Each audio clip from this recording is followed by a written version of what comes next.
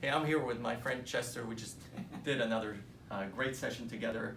Hey, we reflect a little bit about our session with the leaders at HCA. Right. And you know, it was great conversation, and it was awesome to work with the leaders there, especially talking about how healthcare is changing, and for us to be innovative and be doing things differently in the new era of healthcare and consumer-based healthcare. We talked about that.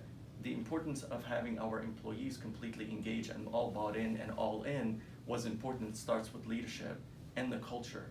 So we thought it would be great to kind of remind ourselves with one or two things that we emphasized in the sessions. So what are some things that kind of stays with you from that session? Yeah, well, first of all, I was really pleased to see the engagement of everyone in the room. I mean, healthcare is such a moving target, and nobody knows that better than you, right? And this idea of being innovative and being able to challenge things and creating that psychological safety, I thought was a big takeaway. You know, that you challenge the idea, not the person. Culture, of course, is everything. You know, culture eats strategy for breakfast is the famous saying, and that idea of a culture is built in your everyday interactions. You know, that emotional engagement, and how do you do that? And so we love talking about an all-in culture is where I believe what I do matters and I make a difference. And then, of course, if I make a difference, it's noticed and celebrated. I just really enjoyed that, embracing all of that and the practical takeaways. So what were some of the practical takeaways that you liked? Well, my favorite, and we had a lot of conversations around, is being able to really talk about failure as being lessons learned. Absolutely. Right? And then being able to manage the one. And knowing your people, and then being able to really take the time to recognize them and then really know how and what did they care about, how do you connect to that. And you know, and you talked about that, you know, the 10 cents in the pocket. Yeah, 10 pennies. The pennies, you remember? Well, I just love the quote, we treat everybody fairly and differently, right? So know your players. And I love the frequency. You know, people say, can you get too much recognition? I don't know anybody it comes home from work and says, you know what, I just got too much recognition today.